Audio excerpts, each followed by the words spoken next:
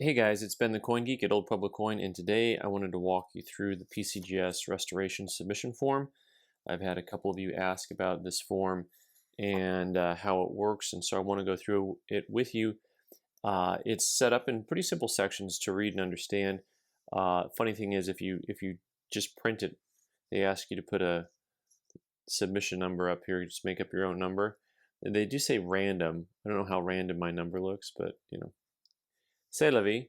This is where you put your member number and name if you've got it. Of course, your name, address, all that stuff. So the service group, you can pick the Gold Shield or not the Gold Shield. Some of their services include the Gold Shield, which is kind of a higher level security on their holder. It'll have a little shield on there. If you pick a lower level, like I did, you have to pay the extra $5 per coin, which now that I'm looking at the sheet, I dutifully forgot to put on my thing at the end. So this says how simple the form is. Genuine option, usually when you send a coin in to get graded, that you can just get it with the genuine details. That's the default mode for both NGC and PCGS. You can also check do not holder. In that case, if the coin has a problem on it, instead of them saying the problem on the holder, they just won't put it in a holder. You'll get it back in what we affectionately call a body bag. You'll see that they have grading fees plus a 3% fee of the guide price. So you're going to pay a fee for the service plus evaluation on the coin price. And on this, they have you signature that you understand that they determine the fees, not you, and also that they have permission to crack the coins out of their holders if they're in holders, and they will not be held responsible. And after that, you get to the easy part. You take the coins that you're going to go ahead and have them try to restore, and you list the coin, date and mint mark on the same spot, which always drove me nuts about PCGS. If they'd make an extra spot for the mint mark, I'd appreciate it. The type, you got a place for the grade and the certification number, which is this number on PCGS, and your value that you put on it. And then when you submit the coin, you're going to want to make a line item here for the number from the submission form and the line item. So this is the submission form and line item 1. Of course, the next coin up, we've got this S over S that we're going to send in its holder and let them take a look at it and see if they can get that little spot off. There's a little spot down at the bottom here that's a little distracting. And S over S Lincoln, the grade it is right now with the certification number, and then of course we went ahead and put the line item on there as well.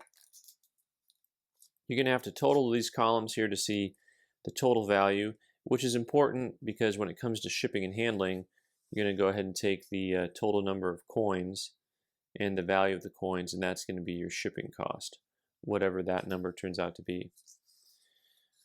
All right, you get to the nitty gritty down here. They're going to want you to go ahead and number of coins, the service level, plus add-on fees, which I didn't add in there. That should be $10 for the gold shield. Shipping fees, there's always a handling fee every time. So this number is going to be changed anyways. I got that number wrong. And what they're going to want you to do here, though, is actually give a credit card number. Usually you can send a check, but here you see a check's not an option on this service because they're going to figure out a final fee and then they're going to charge you. Then you got to sign it and date it at the bottom.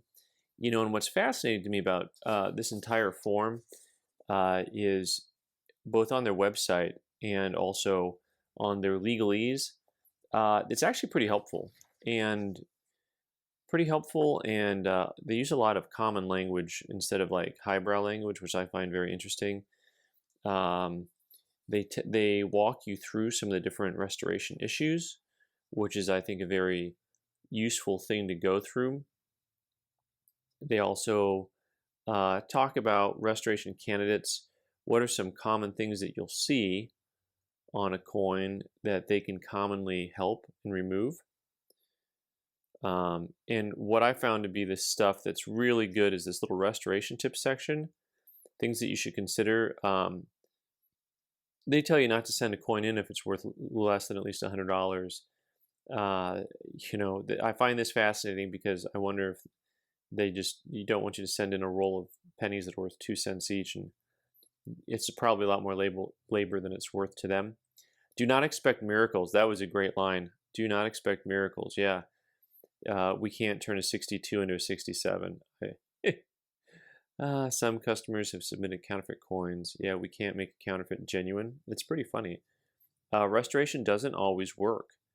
So this is something that we've seen coins that came back neutral, as they say here, and that is to say that the coin didn't really come out any different. And of course, all the legalese. This is on all their forums. The legalese. By the way, a number of you have asked about PCGS and their determining factor of the value, and and here it talks about that they have the right to change the value that you put down if your value is off. So they will charge you, including an increase. If the coins are worth more, they can increase your insurance cost on your shipping and everything. So anyway, we're going to have fun sending a couple coins in. I hope that helps you understand a little bit about their restoration. PCGS has a separate submission form for restoration. NGC's is built into their main form now. But you can find this form online at PCGS.com. Thanks for watching. I'm Ben the Coin Geek. You can subscribe by clicking on the button in the corner and watch more videos on the right side of the screen. Thanks.